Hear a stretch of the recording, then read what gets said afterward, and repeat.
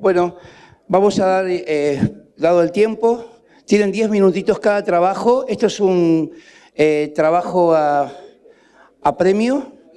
Vamos a ir poniendo en forma, nosotros les quiero avisar a todos, no conocemos los trabajos, no los vimos, la realidad es esa, así que vamos a poner en forma aleatoria los trabajos. El que salga, salga, el primero que esté de la lista viene, presenta, tiene 10 minutos, espacio para 5 minutos. Los autores pueden interactuar con el público, así que no hay problema, incluso pueden discutir casos, ¿sí? La idea sería que los casos sean todos resueltos. Y bueno, ¿vamos con el primero? Presentación, pero interacción, no discusión, interacción. ¿Vamos con el primero? ¿Quién está? San Antonio Allende, doctor Nico Ortiz, Gustavo González, Juan Carabajal y David Orozco. ¿Vos sos? Sí, David Orozco. Acá arriba.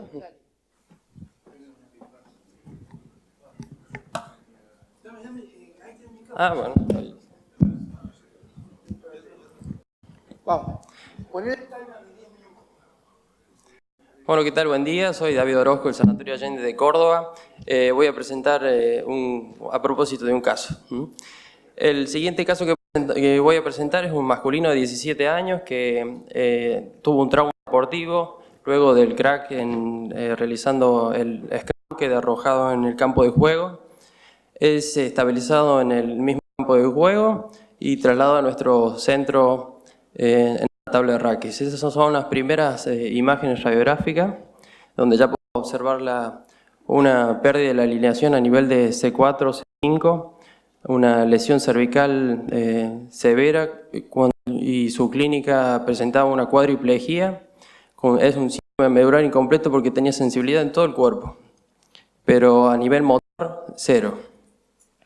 El paciente posteriormente le hicimos estudios por imagen, resonancia magnética, donde se observa la lesión ligamentaria posterior, un edema medular a nivel central. Estas son las imágenes tomográficas donde se observan la lesión, la luxación. Estas son la cifosis segmentaria que nosotros tuvimos y la medimos por el Surgimap. En resumen, el paciente de 17 años, la clasificamos según la clasificación AO, una lesión C4, C5 tipo C, F4, bilateral, hacia B, neurológicamente un déficit incompleto.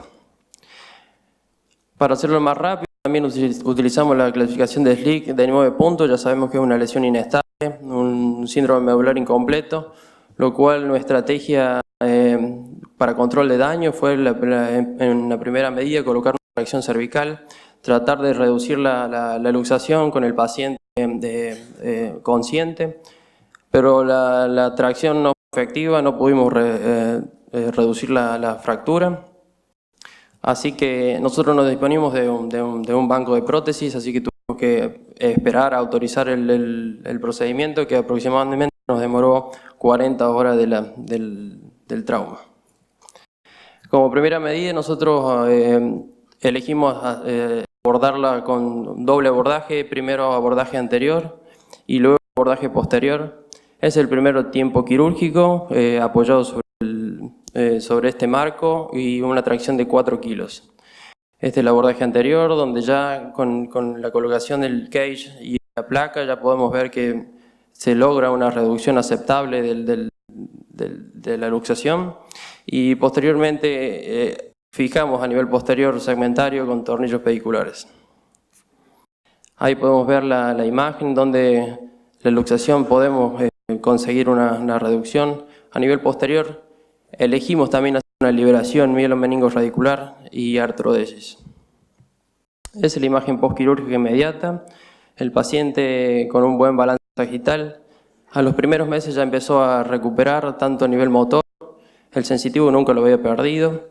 El seguimiento fue de 1 año, con una buena fusión a nivel segmentario, con las imágenes, con una buena fusión de la artrodesis, tanto anterior como posterior. La evolución en 1 año postquirúrgico con ese foco de mielomalacia que le quedó, de mielopatía a nivel medular. la imagen tomográfica de un buen resultado postquirúrgico. El paciente ya cursa un año y medio postquirúrgico, buena evolución, recuperación completa del déficit motor y quiere volver a jugar al rugby. Bueno, muchas gracias. Quédate. ¿Alguna pregunta del auditorio acerca del caso? ¿Todos de acuerdo? Bueno.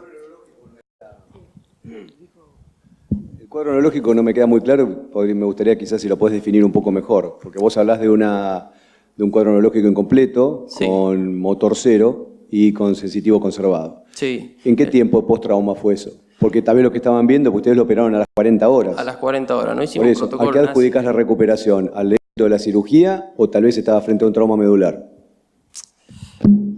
No utilizamos protocolo NACIS de corticoides. Siempre tenemos discusión con los terapistas. Hay veces que nos aceptan, otros no. En este caso no se hizo.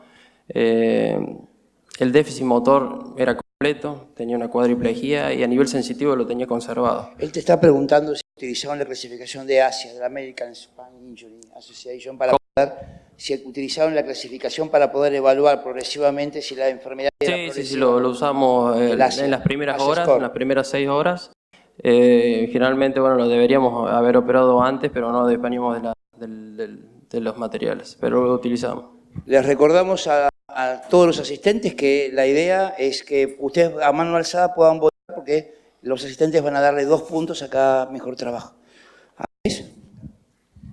Sí, yo quisiera insistir un poco en la pregunta que te acaban de hacer.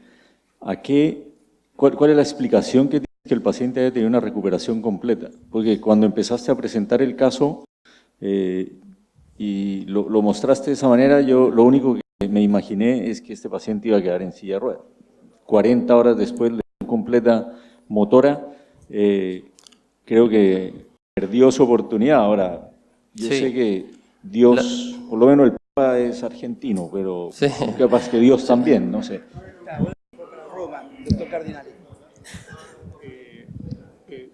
Soy uno de los cirujanos que intervino. Él no tenía una lesión completa. Él tenía leve dorsiflexión del pie derecho y contraía el bíceps. Entonces tenía una lesión motor incompleta que no progresó en las 40 horas que tuvimos, se mantuvo estable. Creo que mucho era el compromiso de edema medular que tenía y hicimos una liberación 360. ¿Siempre en las luxaciones colocan tracción? Si ponemos tracción de entrada, ponemos tracción y lo vamos evaluando cada 2 horas, cada 1 hora, viendo cómo evoluciona peso, vemos si hay algún cambio, si no tampoco no ponemos más peso. Y yo creo que fue también la edad del paciente que nos ayudó mucho a su recuperación, la verdad que fue completa. ¿Querés preguntar algo? A ver, Ángel. Quiero hacer una pregunta, como fellow, no preguntamos, no para Gustavo. Más que nada acá, porque he vivido acá, nosotros tenemos la suerte de tener todo el implante y todo, ¿no es cierto? 48 horas que llegue el implante. El paciente está como está y a la noche se empieza a poner peor y no tenés implante. ¿Cuáles son las alternativas? ¿Esperar? No, a ver, el déficit motor lo tenía, no progresaba y el sensitivo estaba siempre... No, pero yo hago una pregunta hipotética. Un abordaje anterior mínimamente, liberación, disectomía y aunque sea un injerto de cresta a nivel anterior y esperar el implante. Pero por lo menos le haría una liberación. ¿Vos irías por adelante? ¿Qué pasa si no lo podés? ¿Cuál es el problema del paciente? Te estoy preguntando ya para que todos aprendamos un poco. Es que tenía encajadas las facetas articulares y... Por delante va a ser difícil. Yo lo haría por atrás, lo trataría de reducir quirúrgicamente, le pongo el collar y espero que me llegue la prótesis. Por adelante no siempre tener la posibilidad de reducir. Bien. Por ahí no es nada personal con el trabajo estuvo bien, es una pregunta.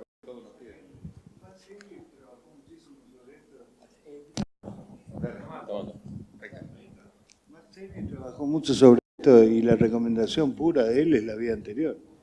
Dice que cuando vos intentás reducir, mandás fragmentos discales, hematoma, todo al canal. Entonces, y él piensa que con las tracciones no se reduce porque todavía hay remanente discal. Muchas veces cuando vos sacás el disco, sacás el hematoma Lo ponés en tracción, la paciente se reduce, pero perfectamente. Yo, coincidiendo con lo de él, hubiese ido, si le nota nada, hubiese ido por adelante. Yo te explico. Te lo digo, me ha pasado un par de veces, sobre todo residente cuando estaba acá, que vos mostraste un caso recién ahí, que es exactamente igual, que la faceta está saltada y no la podés reducir por adelante. Haría lo mismo, si lo reduzco por adelante me voy después por atrás, pero yo sé que si no le puedo poner implantes, la cirugía la haría por adelante primero y por atrás después, pero en el caso que no tenés implante, a mí me parece más fácil reducirla por atrás. Sí. A veces la complicación mayor es cuando la luxación es unilateral, porque la faceta en realidad queda escondida y muchas veces fracturada, entonces la otra faceta te impide la reducción. Nosotros hemos visto algunos videos también del doctor Casamichan, que era el top de esto, que él los ponía bajo anestesia y él decía que había que reproducir el movimiento en forma inversa, y en general decía que a él no se le resistía ninguna luxación, pero nosotros no tenemos esa experiencia como para hacerlo. Yo tengo un caso muy similar que cuando lo estamos intentando reducir por adelante, recién le mostraba a Ángel la foto, tengo la cureta haciendo fuerza, los potenciales evocados me dijeron que cediera con la reducción porque estaba perdiendo muchos potenciales. Tuvimos que cerrarlo por adelante después de haber hecho la disectomía sin reducirlo por vía posterior y después volver por vía anterior. Perdón.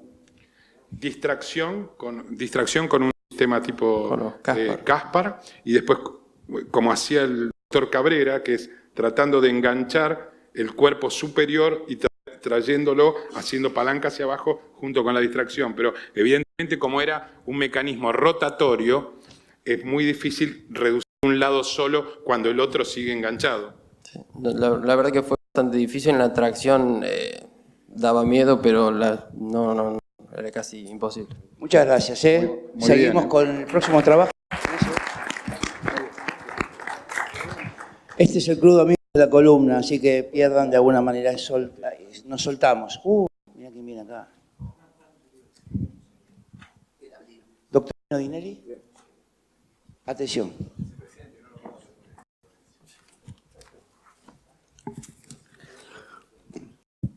Mi nombre es Dino Dinelli, pero no me conocen. Dino, como el perro, los un castigo de chico. Mis abuelos me mataron.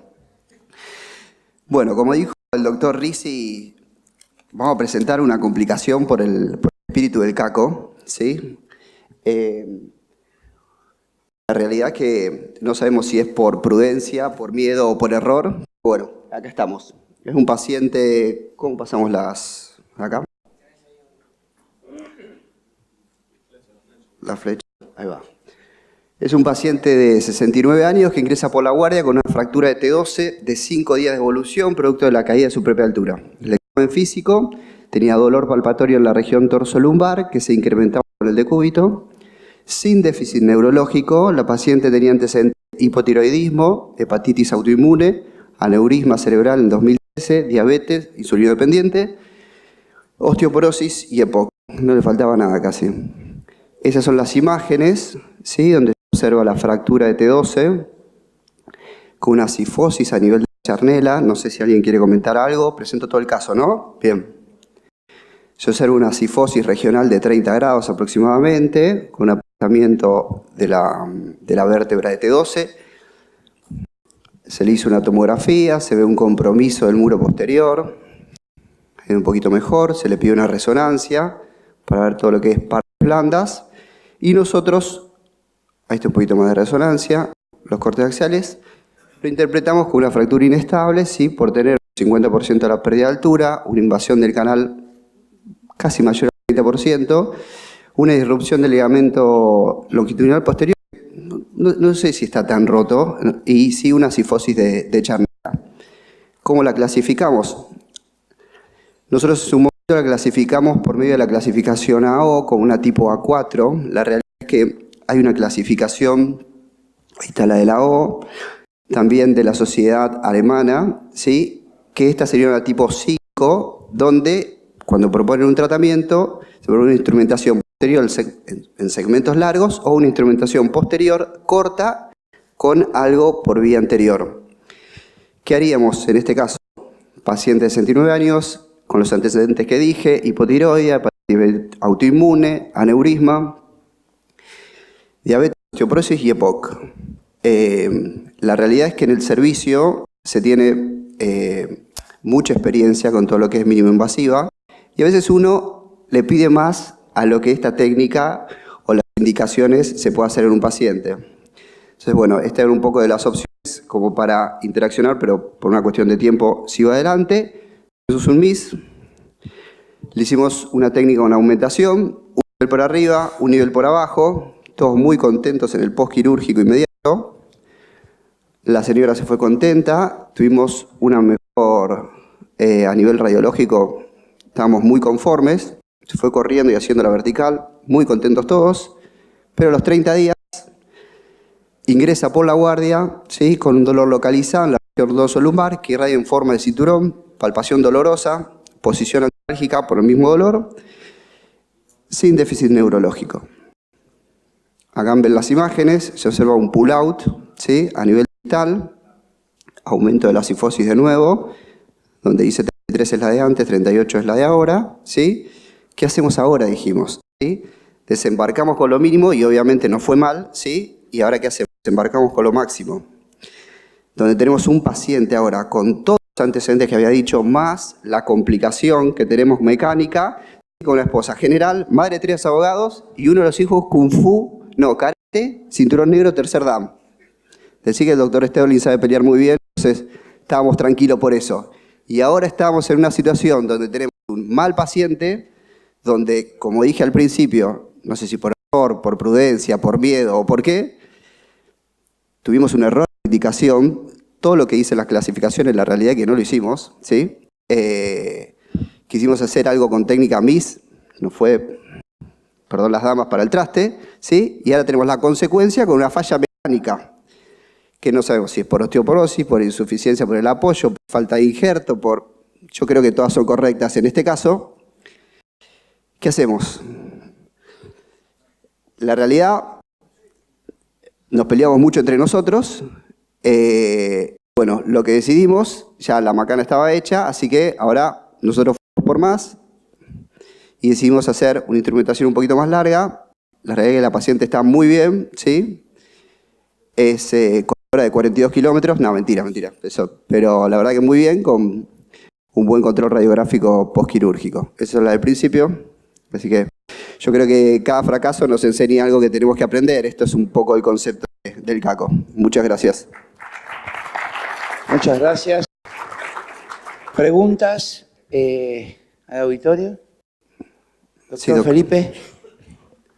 Lo que yo veo en el tratamiento de este tipo de fractura, que la instrumentación por arriba y por abajo, Sí.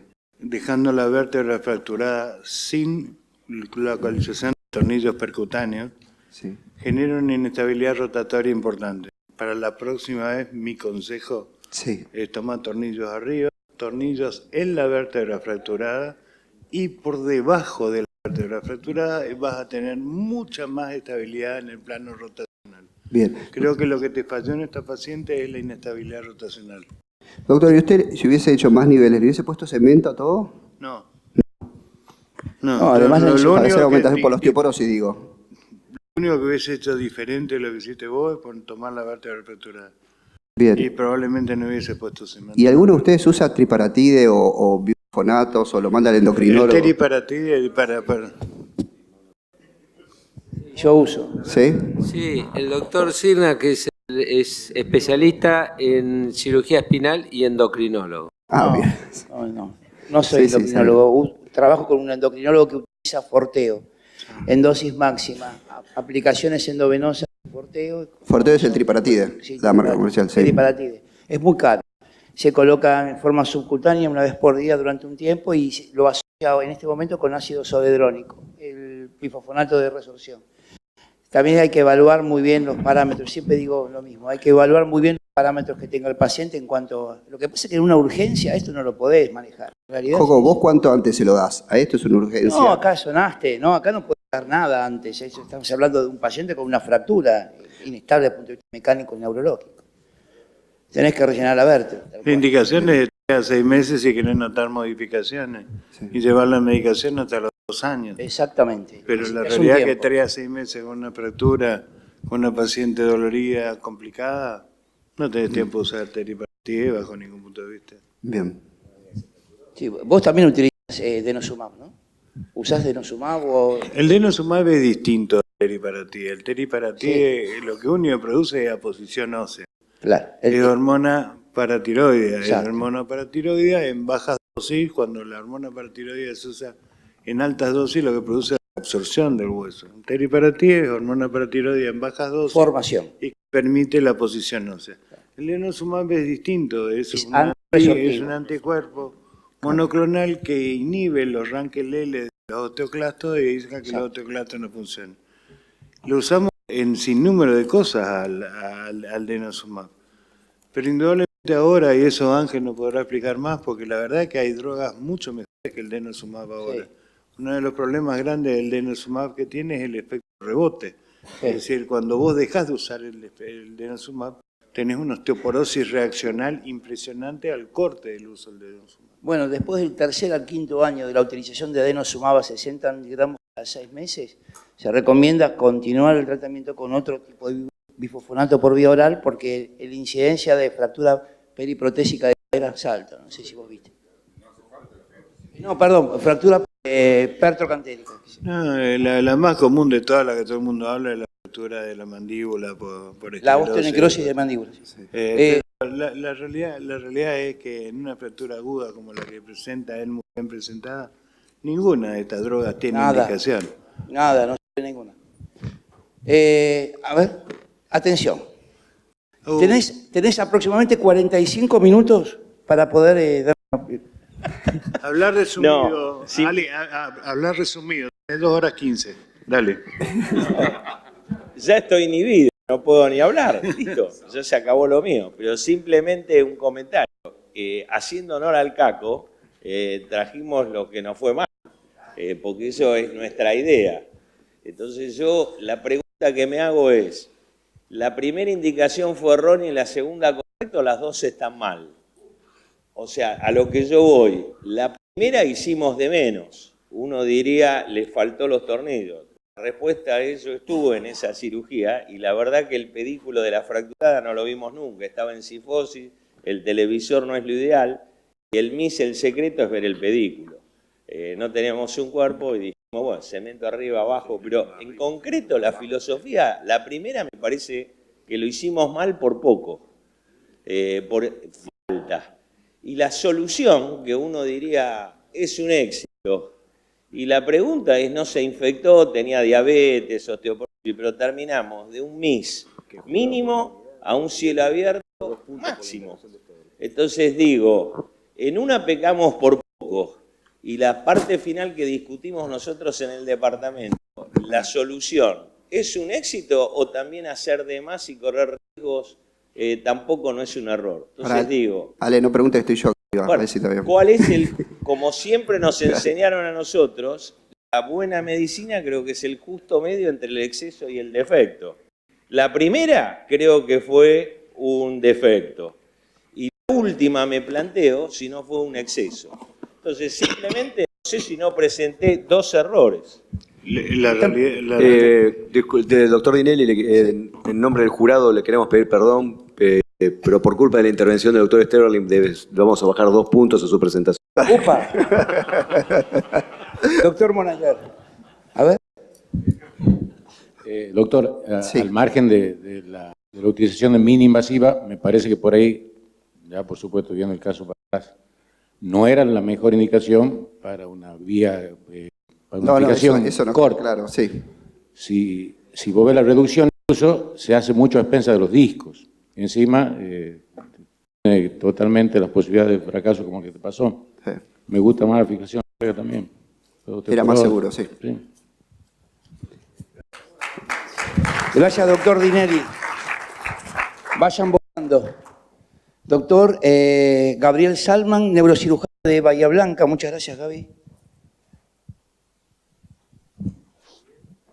Salman. Bueno, vamos a presentar un caso que por supuesto, respeta la filosofía y tiene su parte de controversia y también tiene distintas opciones de resolución como todos los casos. Bueno, vamos a la siguiente. Es una mujer de 44 años, como antecedentes tiene una caída de bicicleta, tiene un post-trauma inmediato, refiere, obviamente yo no la vi al ingreso, omalgia y parecia leve del brazo izquierdo, tenía prensión de la mano respetada. A los 6 meses recibe, o sea, hace una cirugía de hombro y post cirugía aparece una catarata de síntomas floridos, ahora vamos a ver alguna foto, con edema, empeoran notablemente los síntomas y pierde la mano, la prensión en la mano. ¿Sí?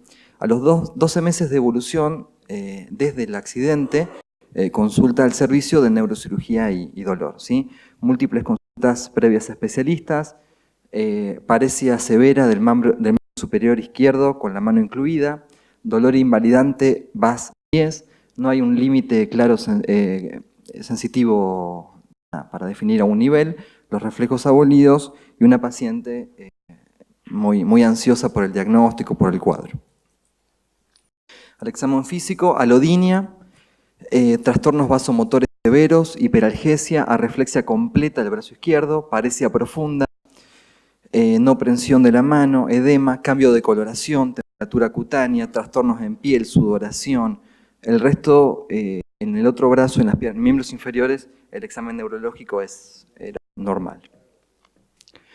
Esas son las imágenes de nuestra consulta, ¿sí? El antecedente de la cirugía de hombro. Vemos 5, 6, 6, 7, que ahí estamos viendo. Es la resonancia que nosotros le pedimos al momento de estudiar el caso. Se ve la discopatía 5, 6, 6, 7. Le hicimos una artorresonancia de hombro para haber consultado con el especialista en hombro para ver si había alguna situación en el hombro que debería requerir cirugía o no. Hicimos una resonancia de plexo braquial que dio normal. Hicimos también la ecografía de plexo braquial para descartar algo pendiente en esas estructuras anatómicas. Así es como nos consulta la paciente con edema, síndrome de Raynaud, edema, sudoración, absolutamente un caso muy complejo. Y al año de consulta, ¿no es cierto? Nosotros así recibimos el caso. Entonces un poquito el resumen es trauma cervical, hombro izquierdo, cirugía de los 6 meses, fractura de troquíter, resuelto. Los síntomas empeoran claramente con relación a esa cirugía, dolor continuo, alodinia, trastornos vasomotores, la parecia braquial izquierda, en la resonancia tenemos la imagen 5-6, 6-6, 6-7. Entonces, ¿cuál es el diagnóstico? ¿Cuáles son los estudios complementarios? ¿Cuáles son las opciones de tratamiento? La cirugía de columna a esos niveles y cuál es la vía de abordaje. En este caso, hicimos una electromiografía donde el diagnóstico que pensábamos era el síndrome de dolor regional complejo. Entonces, tenemos el diagnóstico, síndrome de dolor regional complejo, ¿sí? El diagnóstico diferencial, obviamente, ¿qué hacemos con la lesión 5-6, 6-7? Si bien se observó la lesión en columna cervical y nos generó muchas dudas, debido a la íntima relación con la cirugía de hombro y la sintomatología característica, se trabajó el caso como diagnóstico de síndrome complejo regional, ¿sí?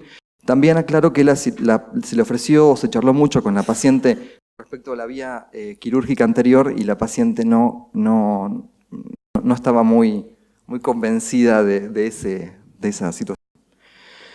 El tratamiento. Ante la refractariedad del tratamiento convencional y la gravedad del caso, se decide el implante de un neuroestimulador medular por laminectomía T1 con capacidad de alta frecuencia. Es la imagen intraoperatoria, es el control postoperatorio y por suerte la paciente respondió muy bien, abolió los síntomas vasomotores, el edema, empezó a recuperar la prensión, el dedo pulgar. Esta es la imagen preoperatoria, y este es el control a los 3 meses, ya no tiene sudoración, no tiene cambios de coloración, dolor bajó mucho, está en 2 o 3, esa es la radiografía comparativa. Entonces, a los 3 meses de evolución mejoró su dolor a un VAS-2, no tiene trastornos vasomotores, no tiene edema, está con asistencia psicológica, obviamente la importancia del abordaje multidisciplinario, se está en rehabilitación, kinésica, terapia ocupacional, y hay un control estricto de su patología, por supuesto, C5, C6, C6, C7. Eso está pendiente, ¿no es cierto? Una breve reseña bibliográfica, si se me permite. Los criterios de Budapest son los que usamos con excelente sensibilidad y especificidad con respecto al síndrome de dolor complejo regional. El dolor tiene que estar continuo, tiene que estar al menos un síntoma que incluye la parte vasomotora, la parte, no llego a leer bien, pero básicamente un signo, el último, es el trastorno motor, el trastorno trófico. No sé si ustedes se acuerdan las uñas y las fanegas en esas radiografías. Esta paciente, digamos, tenía todos los criterios. ¿Qué le pedimos a los pacientes cuando vienen con un síndrome complejo regional? Los estudios diagnósticos, no hay ningún estudio diagnóstico que pueda efectivamente darnos un síndrome complejo regional. Es un diagnóstico clínico, ¿no es cierto? Hay que sospecharlo siempre y es mucho mejor el pronóstico cuando el diagnóstico es precoz. Cuando llega el paciente a partir de los 2 años, sabemos una diapositiva, es mucho peor, ¿sí? Las opciones terapéuticas, trato de ser agresivo y temprano, hay mucho riesgo de daño irreversible si es que no lo hacemos de esa manera. La rehabilitación, la fisioterapia, la terapia ocupacional, la psicoterapia, el tratamiento farmacológico, los bloqueos simpáticos y la neuromodulación. Eso es un algoritmo de un manual que usamos. En el último apartado naranja dice que el algoritmo debe ser saltado al último punto que dice neuroestimulación cuando la paciente consulta con un cuadro avanzado de la patología como teníamos nosotros. Ese no se lee, o si se lee, dice eso. Nivel de evidencia 2, los estudios randomizados que nos ayudan a hacer este tipo de tratamiento. Este gráfico es muy importante.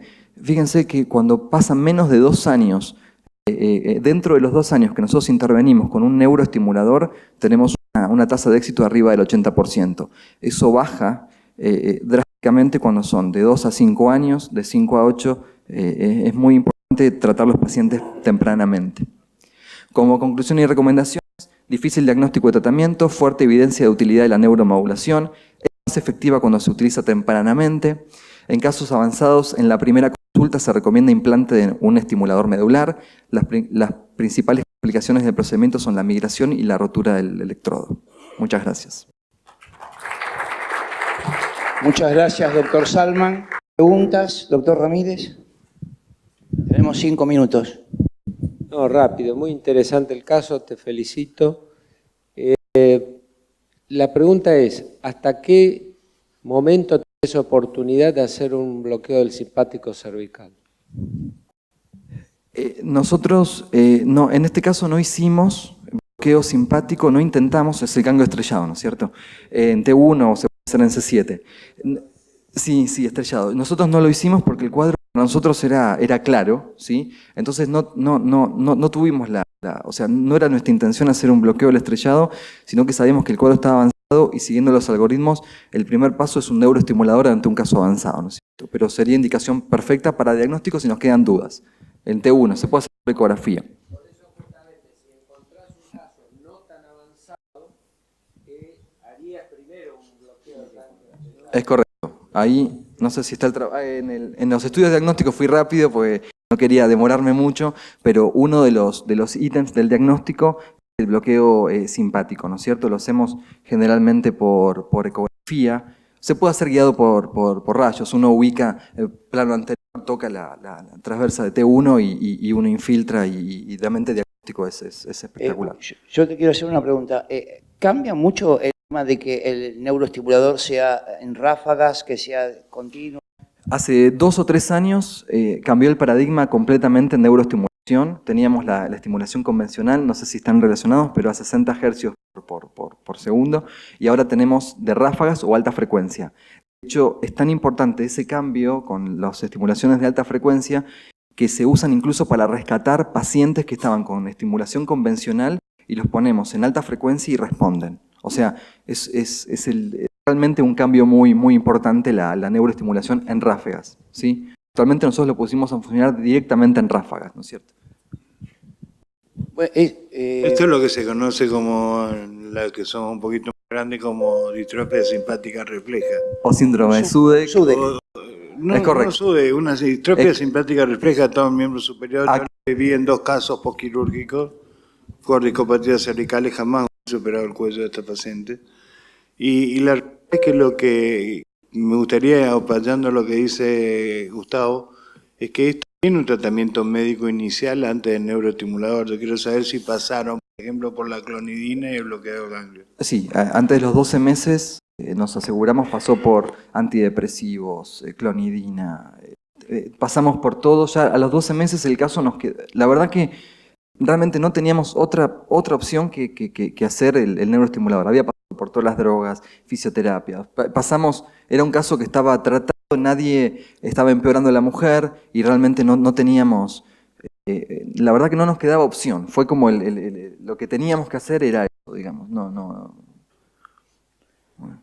Muchas gracias. ¿Una pregunta? Espera, una última pregunta. Ustedes mandan. Una última pregunta. Lindo el caso y la resolución. Ahora, la explicación de esto, al final, ¿qué fue? ¿La cirugía del hombro? Sí, fue un trauma en la cirugía de hombro. O sea, es el tipo 1 sin lesión nerviosa. Nos queda la duda, el plexo está indemne. Si fuera un tipo 2, o sea, con lesión nerviosa evidente, yo no la pude documentar. Hicimos resonancia de plexo braquial, intentamos documentar el tipo 2, pero para mí empezó un tipo 1 por el trauma de hombro y en la cirugía el estímulo fue mayor y se encadenó un tipo 1 de libro. Este es un caso de libro, digamos. Y por último, ¿cuánto tiempo vas a dejar el estimulador? El estimulador es permanente, es un implante permanente. ¿De por vida? Es un implante permanente, sí. Igual es reversible, ¿no es cierto? O sea, uno lo puede apagar, lo puede retirar, es un implante reversible. La neuromodulación es reversible. Muchas gracias, Gabriel. Aquí el jurado me dijo que haga una observación. No es patología espinal, justamente no tiene directa relación, pero fue espectacular tu caso, te felicito, por un lado. Y el espíritu del CACO, del Club Amigo de la Columna, es mostrar trascas. La idea del caso de Columna era mostrar el disco 5, 6, 6, 7, que, o sea, como dirigir a todos la atención ahí para de Columna, y al final era parecido, pero era casi Columna, por eso, pero era la idea cuando hablamos por teléfono. Gracias. Próxima, doctor Sebastián Giovannini. Bueno, ¿querés presentarte? No te conocemos. Gracias.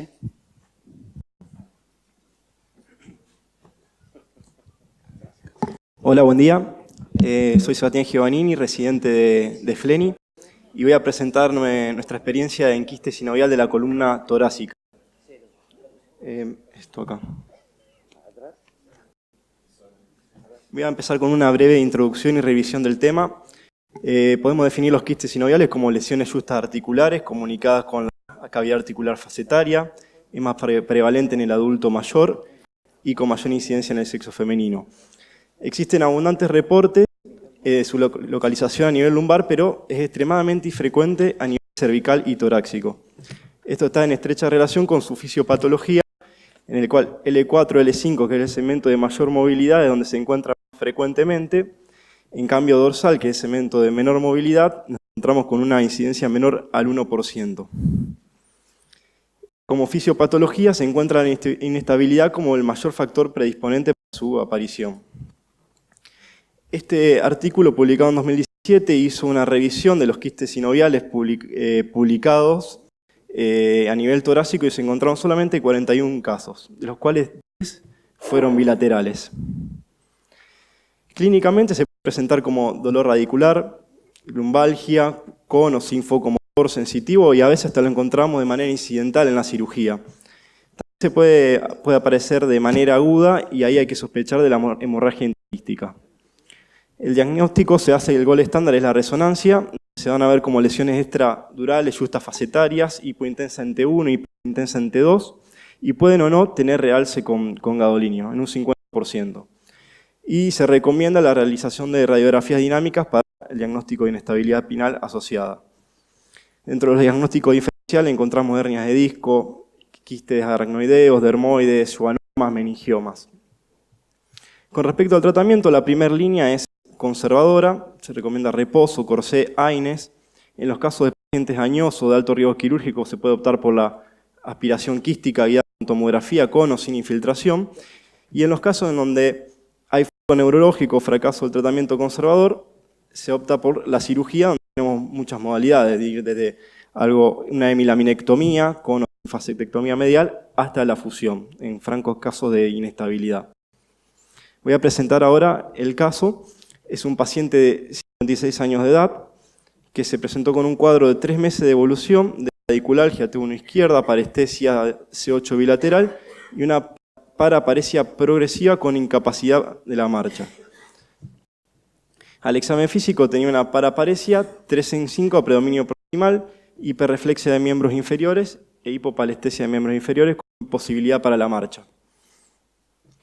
Se hizo con una tomografía sin realmente hallazgos relevantes, más que una mínima tesis C7D1, y sí se hizo una resonancia en donde ahí se constató una franca compresión C7D1 a expensas de 2 lesiones extradurales justa facetaria en la cara medial de la faceta, con una franca compresión, con cambios de señal a nivel de la médula. Se discutió el caso y nos convenció que eran quistes sinoviales, descartamos otros diagnósticos diferenciales, así que optamos directamente por la cirugía, en donde se realizó la resección de ambas lesiones extradurales, una descompresión medular amplia y una artrodesis instrumentada C6 a T3. Un video de la cirugía, por cuestiones de tiempo está aumentada la velocidad, en donde se puede ver una laminectomía amplia, ¿sí? Con un cuidadoso manejo de la hemostasia. Teníamos 2 quistes sinoviales, el izquierdo era de mayor tamaño, el que generaba mayor compresión.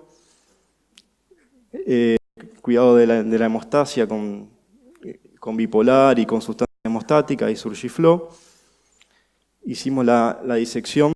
Empezamos por el izquierdo, que era el que tenía mayor compresión, maniobras Roma, siempre teniendo mucho cuidado de no generar ninguna lesión invertida en la dura madre que necesite después hacer una plástica con el peligro de una fístula líquido-cefalorraquídeo con todos los dolores de cabeza que genera. Esta lesión, bueno, se intentó sacar en una sola pieza, pero debido al tamaño no la fuimos sacando en porciones. Bien, estos pacientes siempre tenemos control neurofisiológico. En ningún momento en la cirugía cayeron los potenciales del paciente. Se logró la resección completa.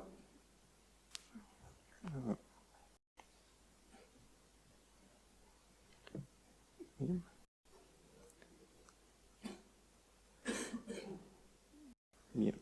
Seguimos con el lado derecho, también con maniobras Romas, teniendo cuidado.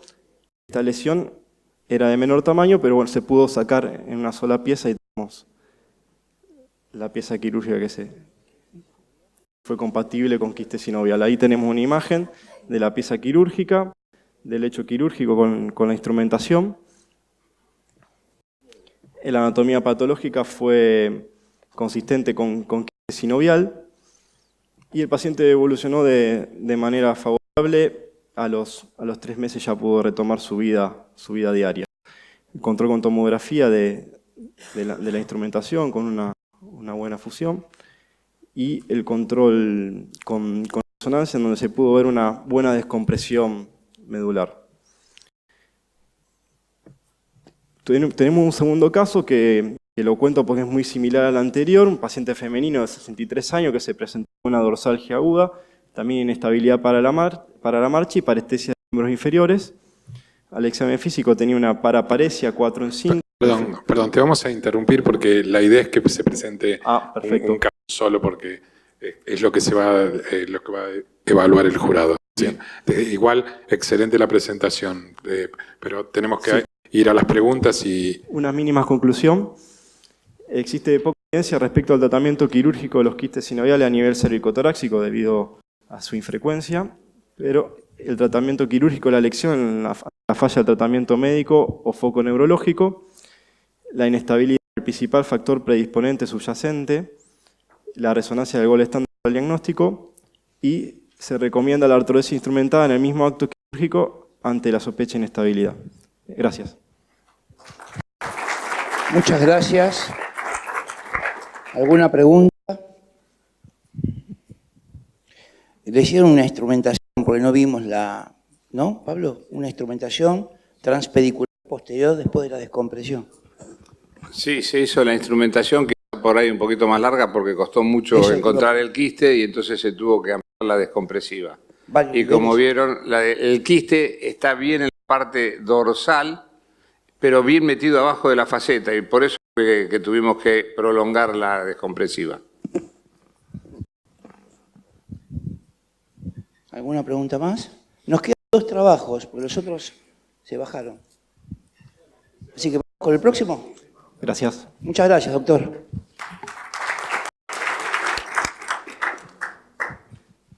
Sigue.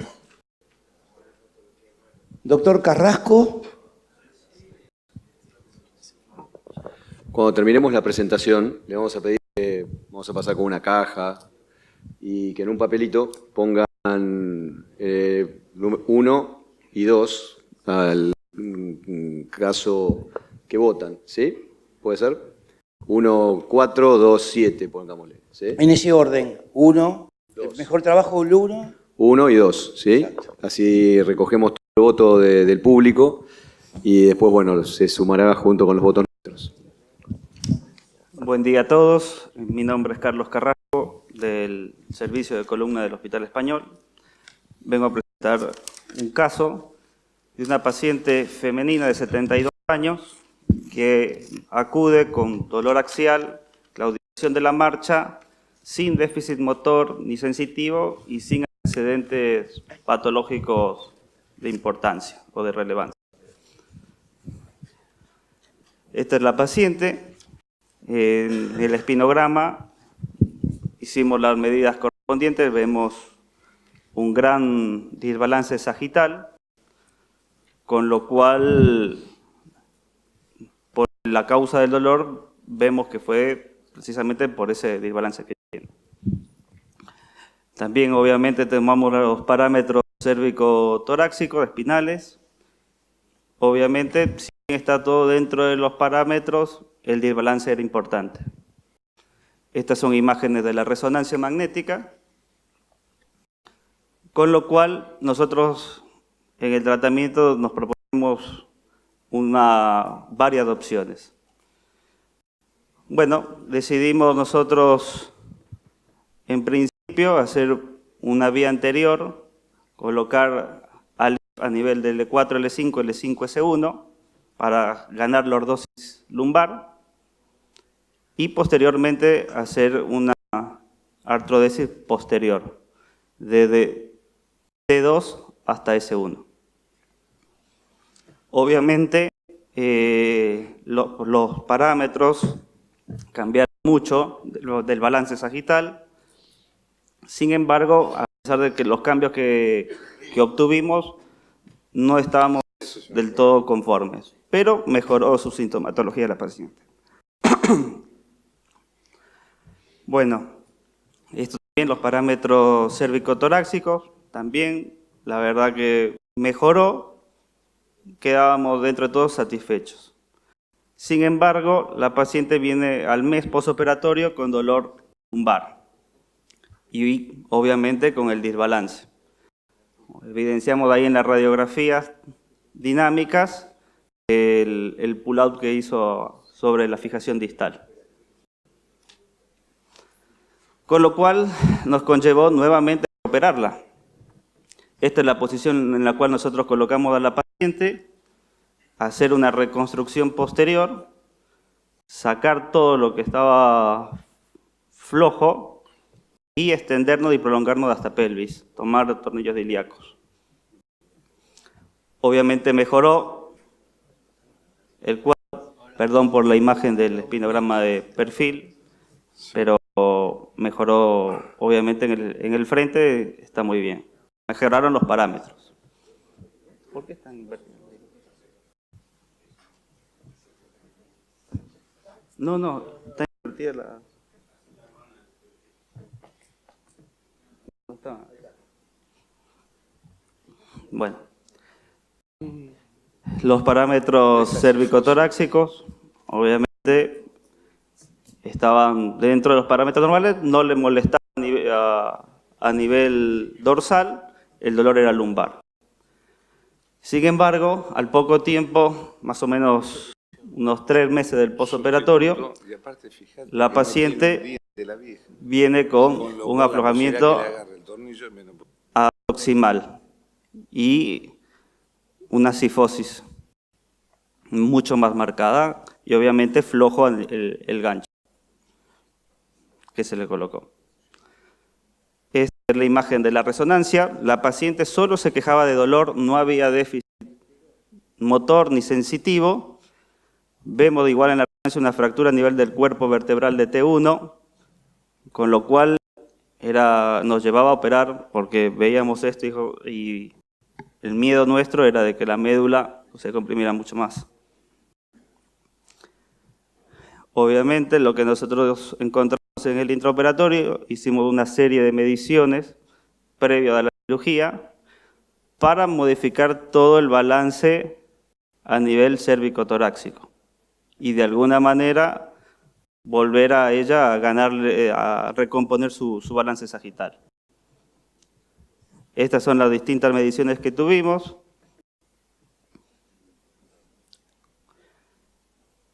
Y tuvimos que hacer esta cirugía en 2 tiempos. En principio empezamos con la vía anterior, en la cual le colocamos caja de intersomáticas y hicimos una artrodesis de C4 hasta C7. Y por vía posterior hicimos una reconstrucción posterior con una prolongación de la artrodesis hasta C4 con barras de doble diámetro, recuperando de alguna manera toda esa cifosis que ella tenía.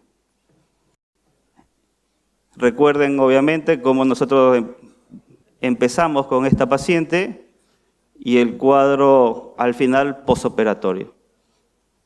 Esta es la imagen de la paciente en el posoperatorio inmediato y hoy en día ella está muy bien, de vez en cuando tiene dolores dorsolumbares, ya tiene más o menos 1 año de operada, sin claudicación, sin déficit motor, sin déficit sensitivo, con lo cual el dolor prácticamente es muy esporádico y no se lo maneja con medicación. Así que ese es el caso a presentar. Muchas gracias. ¿Alguna consideración, observación, pregunta para el doctor Carrasco?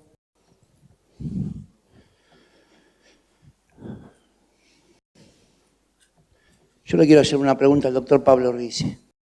Con tanto PGK que hemos tenido, con tanto fracaso operatorio, instrucciones largas, primero, ¿por qué no decidiste de entrada ir a la pelvis? Y segundo, gestos quirúrgicos complementarios como... bueno, pero lo que pasa es que es el jefe de él. Te lo pregunto a vos. ¿Por qué no decidieron ir a la pelvis de entrada, primero? Y segundo, gestos quirúrgicos complementarios como para evitar el PGK. Si utilizan, porque alcanza con un solo gancho de un solo lado, que fue lo que hizo el pull-out. El pull-out. Si no utilizan técnicas de cementación. Sí, se utilizó. Perfecto. En este caso inclusive. ¿Sí? En realidad no fui a la pelvis porque en la primera instancia, en la primera cirugía, la veíamos bien a la paciente.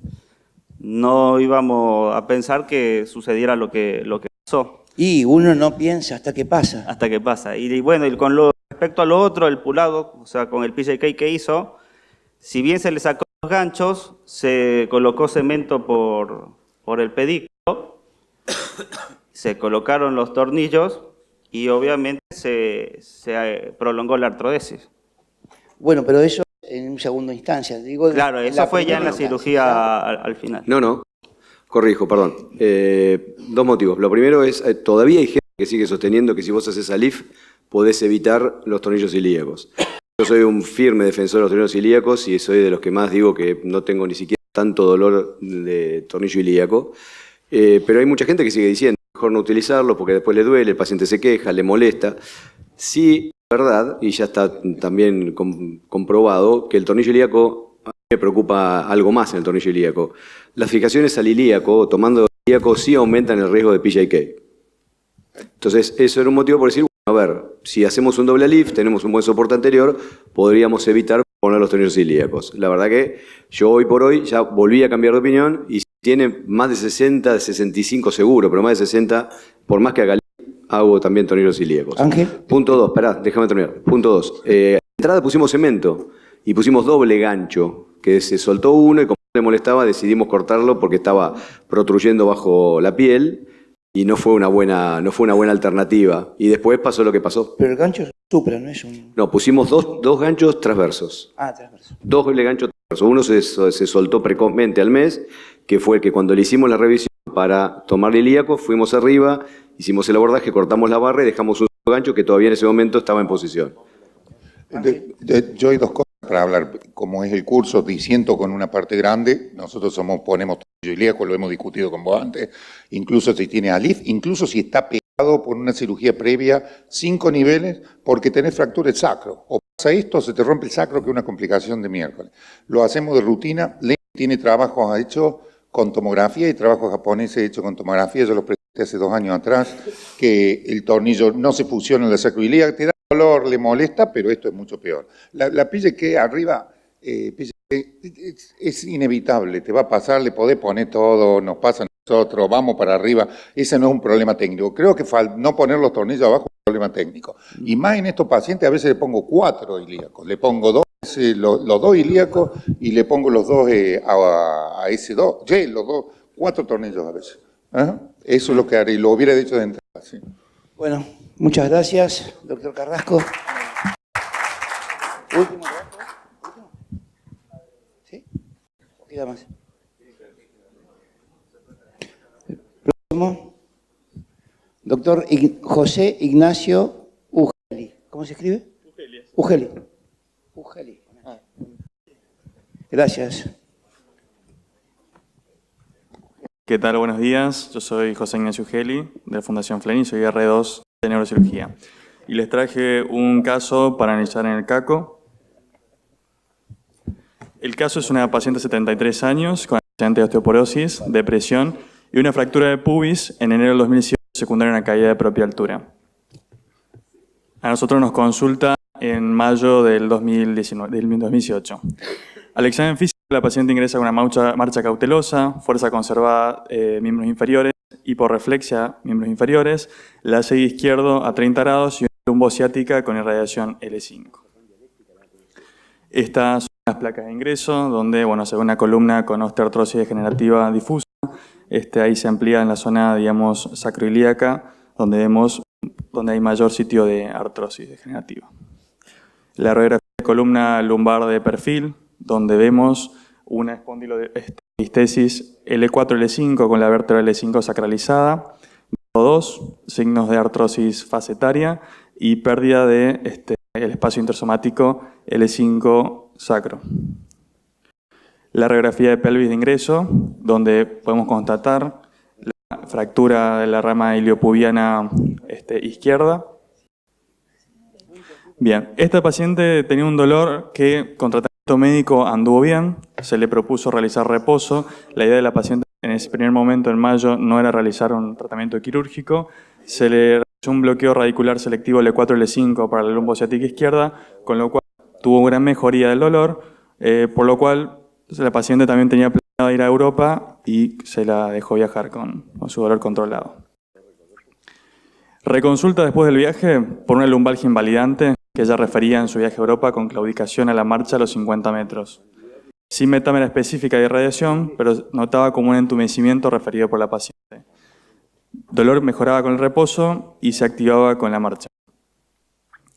Al examen físico esta vez ya deambulaba con andador por dolor, era impotencia funcional por dolor, todavía con fuerza conservada y reflexia y esta vez la sigue negativo. O sea que el problema lumbociática en este momento no lo teníamos.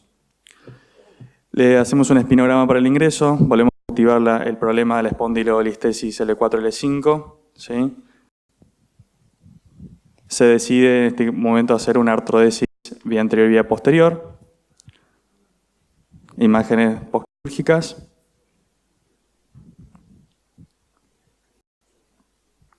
Bien, esta paciente evoluciona favorable tras cirugía, inicia deambulación con buena tolerancia, dolor controlado y logramos hacer regreso sanatorial a los 5 días con el tratamiento convencional para los pacientes.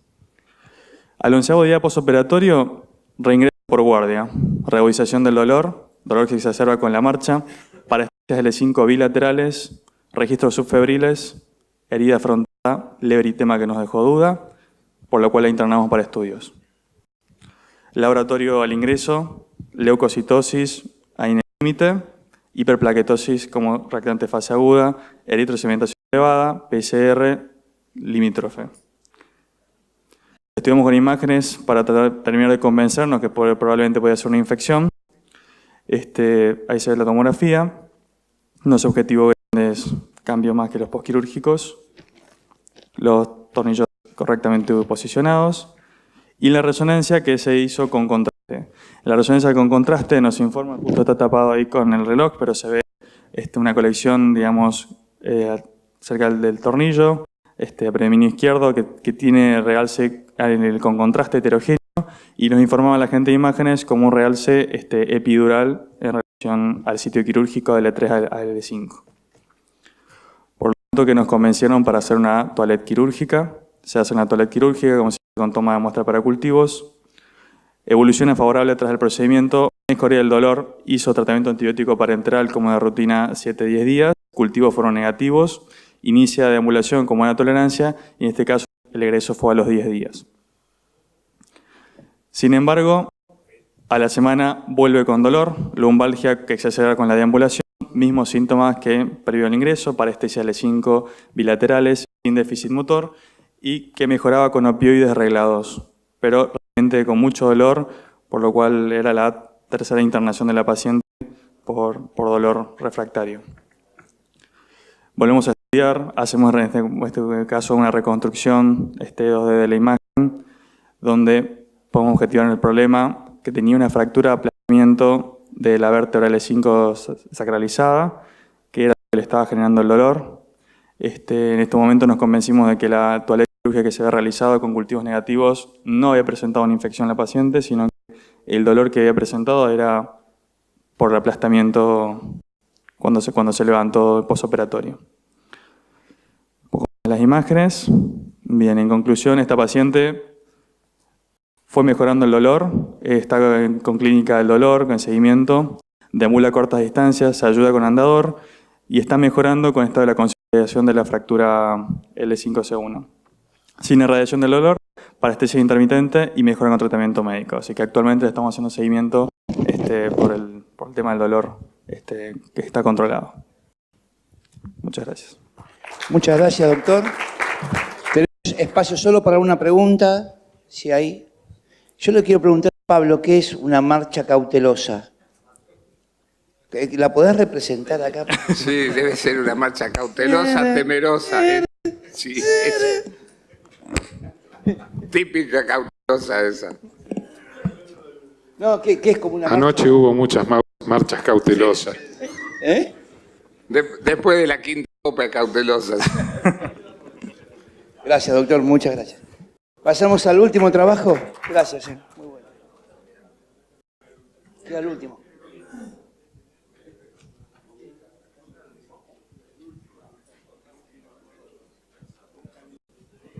Doctor Scaglione. Gracias. Carlitos. ¿Querés presentarte? Siempre me acuerdo cuando íbamos al secundario y uno quería rendir al último, porque dice al último ya están cansados, entonces tienes más chance de que te observe mucho. Generalmente siempre se saluda protocolarmente y se agradece. Yo lo hago sinceramente, porque esta historia, digamos, de integrar, de difundir, es algo que lo venimos haciendo en distintos grupos, distintos esfuerzos. Nosotros como Vamos a festejar este año el 15 aniversario de las jornadas de cirujanos de columna del interior en Termas y verdaderamente es la primera vez que vengo aquí al Club Amigos de la columna. Me parece excelente el curso, los felicito a los organizadores, a Pablito Risi, a Pablo Sina, a todos los que trabajaron, porque verdaderamente esto es un esfuerzo titánico y la sociedad argentina que verdaderamente viene aunando, viene integrando y eso realmente es muy bueno. Así que verdaderamente una felicitación a los organizadores. Traía 3 casos, pero casualmente cuando me llama Pablo, hace exactamente 1 mes y medio, ingresa, la X es esta, Pablito.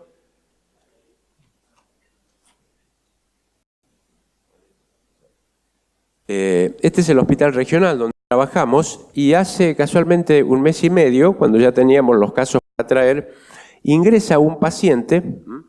Este paciente ingresa en silla de ruedas, la trae un familiar. En el examen físico que vemos que tiene una ausencia completa, es decir, está parapléjico, tanto en forma sensitiva como motora de los miembros inferiores. Tiene una sensibilidad parcial en los miembros inferiores, tiene una atrofia de uno de los miembros superiores, ausencia casi completa del miembro superior izquierdo, tiene una sensibilidad y motricidad parcial en el tronco y refiere a alteración y dificultad miccional, verdaderamente un caso casi terminal, e incluso, ya van a observar, tiene una pequeña inclinación del cuello lateral. Cuando vemos la radiografía, voy un poquito rápido, bueno, lo que ya podemos observar para que ven bastante bien es que tiene, digamos, un aumento ahí entre C1 y C2, prácticamente como que se dibuja, hay una suerte de pelota, digamos. Vemos en la otra radiografía más o menos la misma imagen. En la tomografía, nosotros ya al ver esta radiografía empezamos a adivinar que ahí detrás de C2 hay algo que no se distingue bien, pero obviamente en la TAC lo que queríamos ver es si había, digamos, lisis o si alguna de las láminas estaba horadada. Lo mismo que vemos el foramen magnum. Ahí ya vemos en una de las imágenes de la TAC también toda como una suerte de masa voluminosa entre C1 y C2 y parte del foramen. Y por supuesto, cuando el paciente nos muestra, tenía él una resonancia de hacía 2 años. Entonces, en esta resonancia de hace 2 años, que la habían visto en otros centros asistenciales, él ya había consultado, de manera tal de que toda la familia ya tenía cierto vocabulario médico y comentó que directamente no lo habían querido operar porque era muy complicado, muy complejo y que corría, digamos, peligro su vida porque podían tocar el bulbo. Estas eran las palabras que decía la familia. Entonces, obviamente, el deterioro que tenía en ese momento era importante, pero no el que presentaba ahora. Cuando vemos las imágenes de la resonancia del 2007, ya vemos que prácticamente toda esa masa le ocupa la totalidad del canal, casi como que no vemos la médula. Y por supuesto, la evaluación neurológica es un NURIC 5, no camina, está en la escala de la JOA, tiene apenas un 5, tiene fuerza motriz de un miembro superior de 1, miembro inferior es 0, no hay nada. Sensibilidad tiene apenas, digamos, leve en el tronco, por eso tiene un punto, y en los miembros inferiores tiene 0. Función mesical leve, ahí le damos 2 puntos. Y la escala de Karnofsky tiene entre 30 y 40, es decir, necesita ayuda, necesita soporte activo, necesita asistencia especial, no puede comer solo. Y en esta resonancia nueva, la del año 2019 de ahora, indudablemente vemos que el tumor no solamente siguió evolucionando, sino que se ha salido incluso del canal, se ha expandido, digamos, hacia uno de los laterales, se introdujo bastante en el foramen y, por supuesto, indudablemente, toda la sintomatología que ya describí hace que, indudablemente, estemos ante una imagen de tipo tumoral que, por supuesto, invade una zona bastante sensible, comprime completamente la médula y ingresa una parte del tumor, digamos, al foramen. En estos casos, pregunto rápidamente porque sé que todos están cansados. ¿Alguien le pediría algún estudio?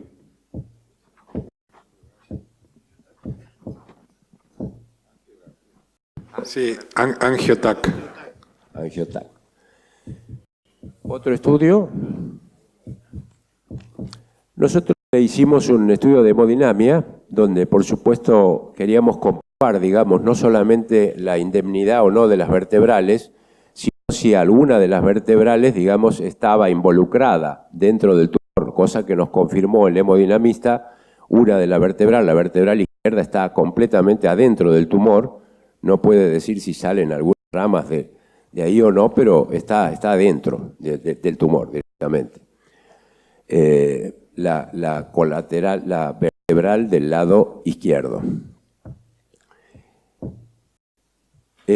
Un recordatorio rápido. Sabemos que todos estos tumores que son, digamos, intradulares, pueden ser extramedulares o intramedulares, generalmente son los neurinomas o los meningiomas. Cuando son propios, digamos, de la médula, hablamos de los astrocitomas o de los ependimomas. Y lo importante, digamos, es que la frecuencia con que la literatura nos dice es que, bueno, en su mayoría son intradurales extramedulares. Cuando vamos a la bibliografía, por supuesto, siempre vemos los reportes de casos. La mayoría de los reportes son de neurocirujanos, es decir, la mayoría de la literatura en estos casos habla, aunque por supuesto también están los cirujanos espinales. Está el caso de la literatura japonesa, que es la que más tiene, la casuística de Toyama, digamos, y Nakamura, es la que hace un análisis de 51 casos, donde directamente le hacen no solamente la evaluación de la extirpación del tumor, sino también el tipo, digamos, de curvatura que pueda tener o no médula espinal. Bien, entonces la discusión es un poquito de tipo ético-legal, porque el paciente tiene un tumor. Aclaro y analizo como para que vayamos más rápido. Obviamente lo estudiamos completo, es decir, tomografía de cerebro, tomografía de tórax, tomografía de pelvis, tomografía de abdomen, tomografía de todo el cuerpo, de las distintas regiones, interconsulta con oncología, para determinar si este tumor podría ser o no metastásico, si el tumor verdaderamente era de algún lado, y lo único que descubrimos que no, que es propio, es in situ, digamos, de crecimiento in situ.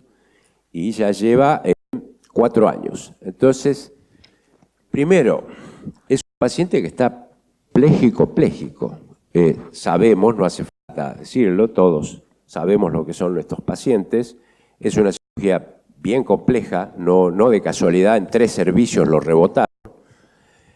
Primero, lo difícil que pueda ser la conducta quirúrgica. 2, los elementos que necesitamos para la cirugía, el equipo quirúrgico que necesitamos. Y 2, la gran pregunta es, en el supuesto caso que lo extirpemos, en el supuesto caso que logremos, digamos, extirpar, o una parte o casi la totalidad, ¿este paciente va a mejorar? O sea, ¿va a retrogradar alguno de estos síntomas, alguna de estas escalas?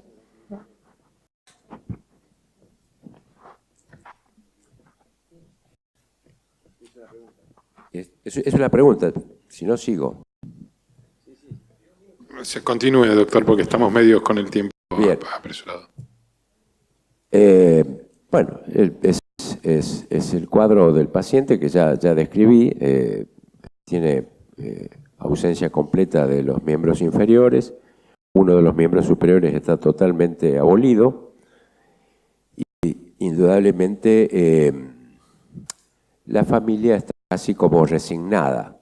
Entonces, es más, consideran o creen o piensan que es algo maligno y que, bueno, de alguna manera está en su etapa terminal. Pero lo cierto es que sabemos por el tiempo de evolución que tiene y las consideraciones que tiene las imágenes, que es algo de crecimiento lento. Se ha comportado, digamos, en una forma maligna por el grado de evolución, pero indudablemente que es un tumor que seguramente es benigno desde el punto de vista histológico. Y lo cierto es que está haciendo una compresión muy severa. Bien, nosotros decidimos la conducta quirúrgica, por supuesto utilizamos el dispositivo de Mayfield, en este caso lo colocamos en máxima flexión máxima como para lograr la mayor apertura, digamos, de la zona. Y por supuesto, vamos, una vez que abrimos ya, de alguna manera, ¿tengo para mostrar la flechita o no? ¿Acá? Lo que quiero...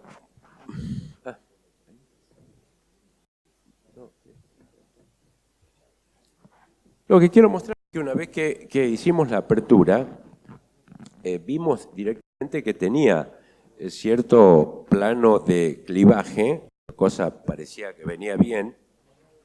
Uy, no.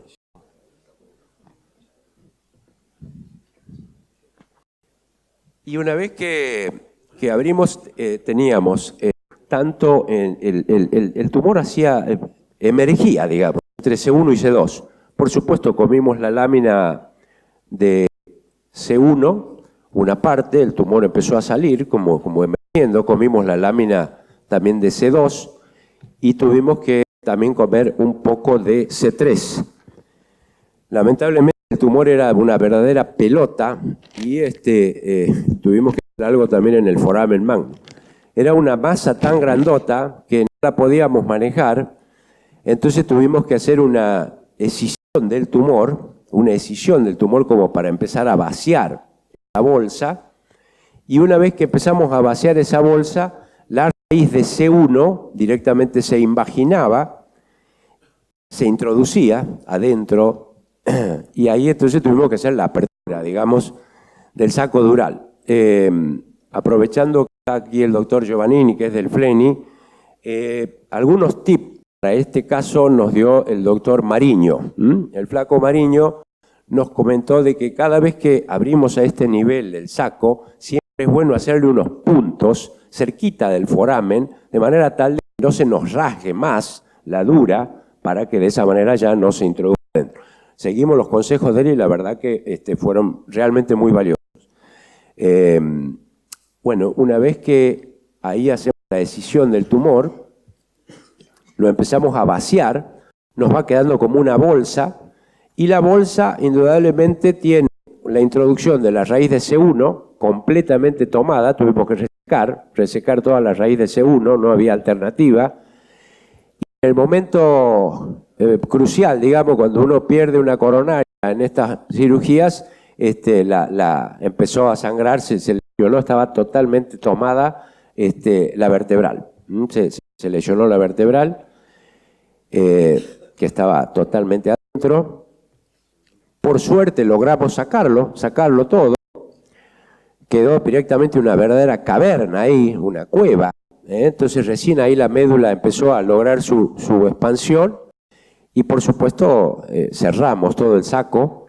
Algunos detalles, siempre que perdemos líquido cefalorraquídeo, la primera parte siempre por presión sale el líquido, pero después lo que hay que ser muy cuidadoso es que no nos ingrese sangre,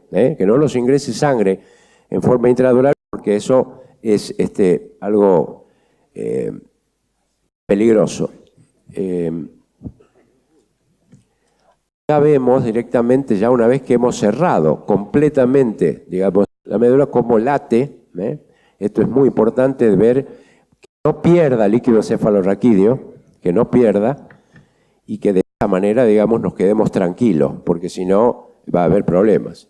Entonces, teniendo la médula completamente cerrada, digamos, y el saco cerrado, uno ya es otra cosa. Obviamente hicimos una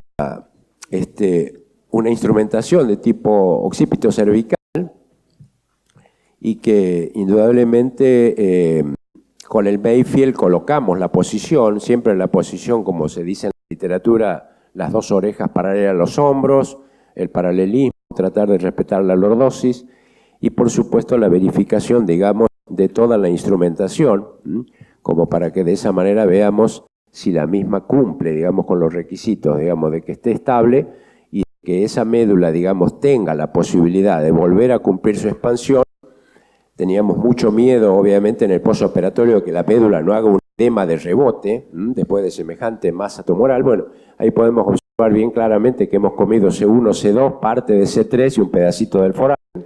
Pero bueno, queda toda esa instrumentación, la verificación, digamos, de las imágenes. Y siempre cuando hacemos la evaluación, por supuesto, la escala de McCormick, y este paciente, claro, es muy nuevo. Es un paciente que lleva prácticamente un mes de operado, pero ya tiene una resonancia magnética donde ha recuperado la médula, su lugar central, está bañada de líquido cefalorraquídeo, lo cual indudablemente es lo que uno, por lo menos desde el punto de vista de imagen, buscaba por esto. La resonancia tiene las imágenes. Doc, estamos pasados de tiempo. Muy bien. El tumor es un schwannoma, obviamente se va a hacer estudios histoquímicos y, por supuesto, la demostración de que esto que decía un neurólogo hoy en una de las charlas, que la motoneurona a veces vuelve a tener algo de memoria, es real, porque es increíble en el poco tiempo que lleva, muy poco tiempo que lleva, que verdaderamente haya podido lograr la recuperación que indudablemente va teniendo este paciente. Todavía no podemos saber la evolución, tampoco cantamos historia, pero de lo que estaba a lo que verdaderamente hoy logra hacer es increíble. Y por supuesto la familia está sumamente contenta, nosotros también, por cierto, y los esperamos sí o sí en Termas el 1 y 2 de noviembre de este año, muchachos. ¿Ok? Bueno, muchas gracias. Gracias, doctor.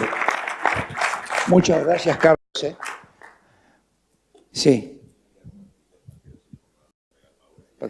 Perfecto. Bueno, muchas gracias. Muchas gracias por tu interesante caso.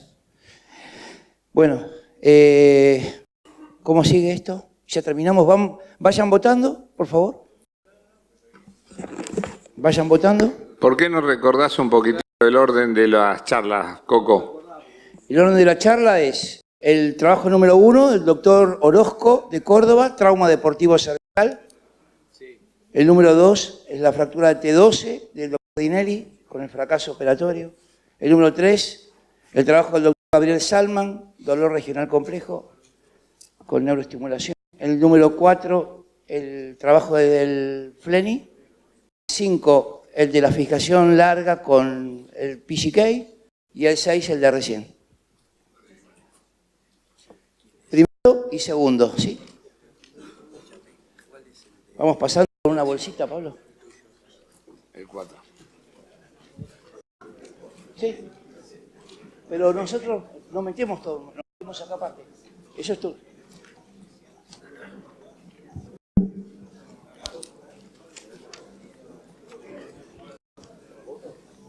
Voy todo acá.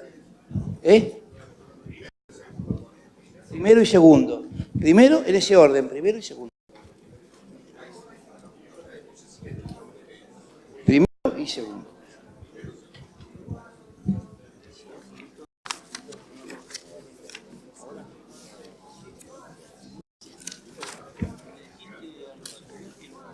El 4. Después le faltó uno, me parece. Aquí me están preguntando por las habitaciones. Hay un late checkout 15 horas, así que no hay problema. Tenemos un ratito más. Ahora pasan por allí con una bolsita.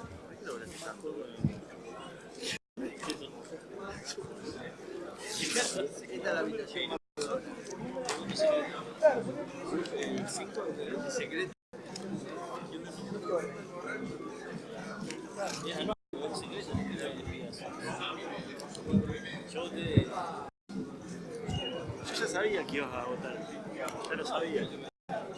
Porque si te sentaste con la cabeza así. Muy bueno. Sí, la verdad que sí. María Luisa, ¿podés acercarte, por favor, mientras?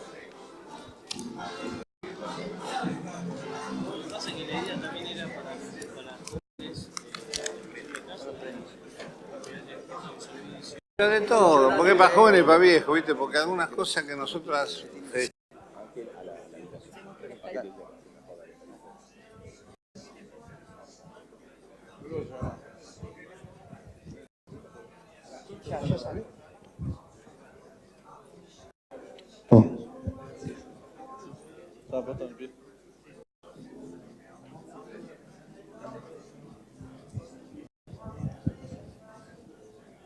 Ya tenemos la votación. Vayan a ver.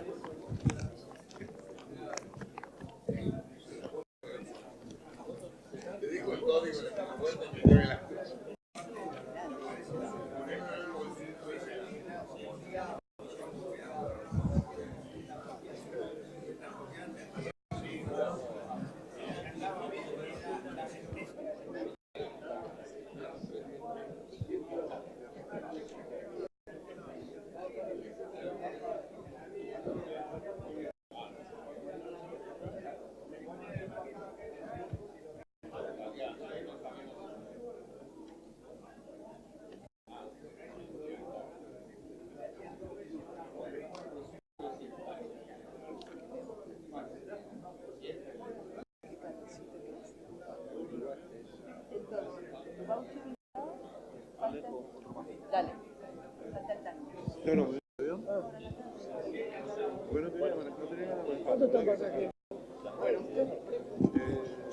Pero, ¿qué hacen mientras? Sí. Bueno.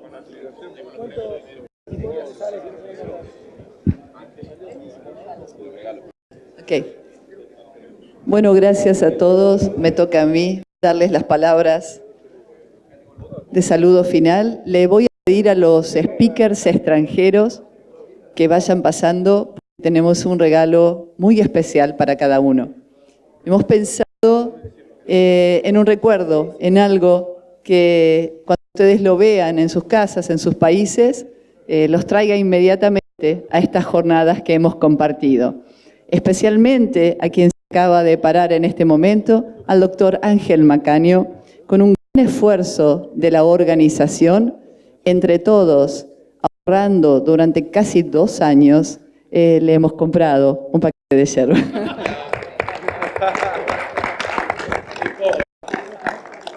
Es lo más que pudimos.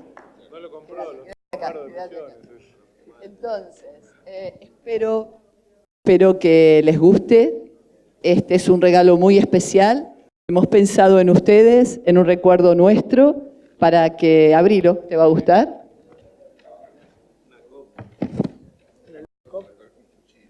La otra vez fue un cuchillo, es verdad, pero... Bueno, este es un mate que les cuento. En la bombilla, como en el mate, tiene la columna que es la característica de nuestro congreso. Bien, y esto es para la demora en el aeropuerto que puedes llegar a ver, para que te entretengas ahí. Gracias.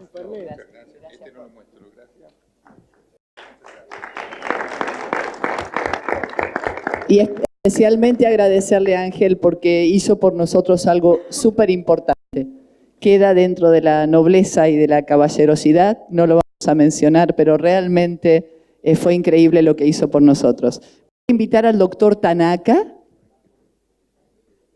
Please, doctor.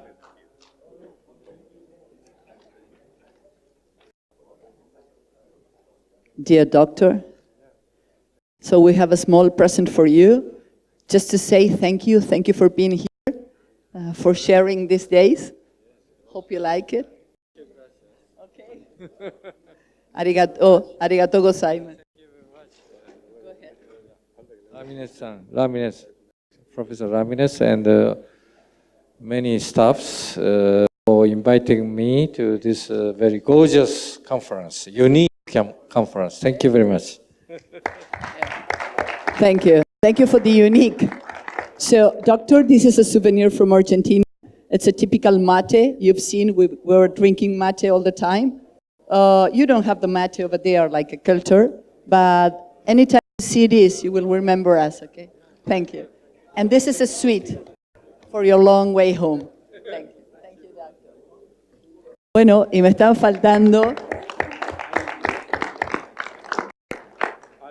faltando 2 speakers internacionales más.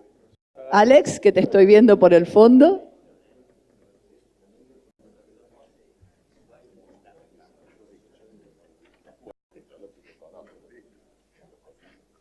También, desde un país increíble, con una onda espectacular, todo lo que nos tocó de contacto y con algo muy lindo, que era todo el tiempo, pura vida, que es la buena onda que tienen en Costa Rica. Gracias por estar acá, Ale.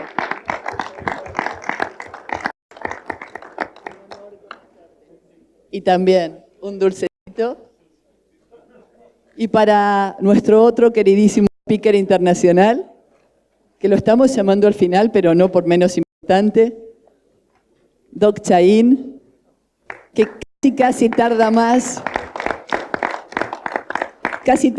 en venir él de Chile que el doctor Tanaka de Japón, pero estas son cuestiones argentinas nada más. Doc, este es un regalo para vos, recuerdo, y bueno, alguna compartida de mate y un dulcecito para el camino para la familia. Gracias, gracias a todos. Bueno, acá estaríamos. Pasaríamos a la parte de premios, de premiación. ¿Quién hizo el balance? ¿Votos? ¿Están haciendo? ¿El público vota? ¿Están contando? ¿El público vota? ¿Están en el recuento de votos? Hay una segunda vuelta, parece. ¿Va a haber balotaje? Claro, claro.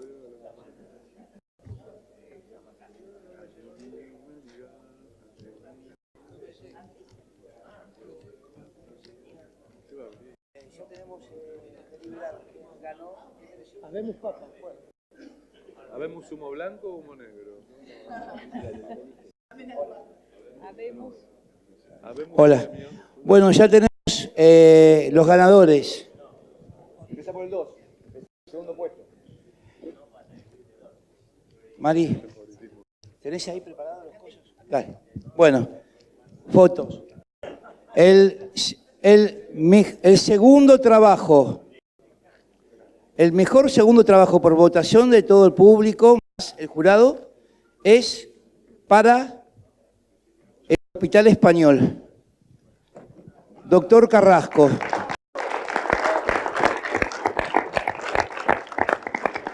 Haga la cena, Carrasco.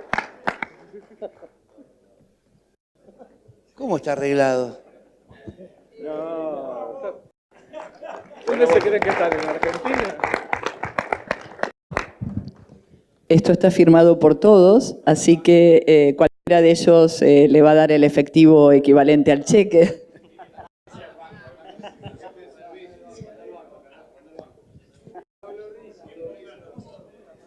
Doctor, muchísimas gracias. Amable, muchas gracias.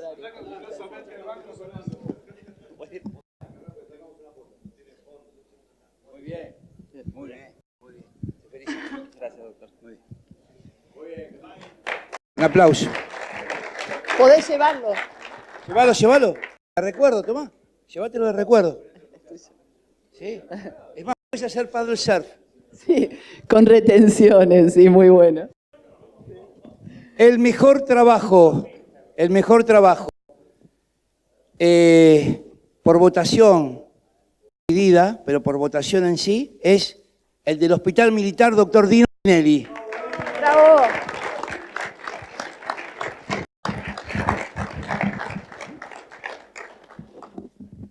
Felicitaciones. Excelente, felicitaciones. Gracias. Mostralo, mirá. Yo quería agradecer lo lindo del curso. Quizás yo en un momento, cuando lo mostré y por ahí mostraron éxitos y yo mostré un fracaso, pues creo que el objetivo de este curso me pareció que era ese, y quería agradecer a todos los organizadores que uno puede mostrar las ganas que hace. Así que nada, gracias a todos. Qué bueno. Gracias. Doc. El cheque. Muy bien. Yo ya me iba a ganar. Le iba a costar ir al supermercado con esto. Doc, te hice un cheque al portador. Exactamente. Puede ganar plata haciendo cagada, ¿verdad? Gracias. Te hice un cheque al portador. Bueno, vos ya me avisás. Pero El tema, te explico, nos quedamos sin guita, no tiene fondos. No, era para que no ande con tanta plata. Marcha cautelosamente, andate, cautelosamente.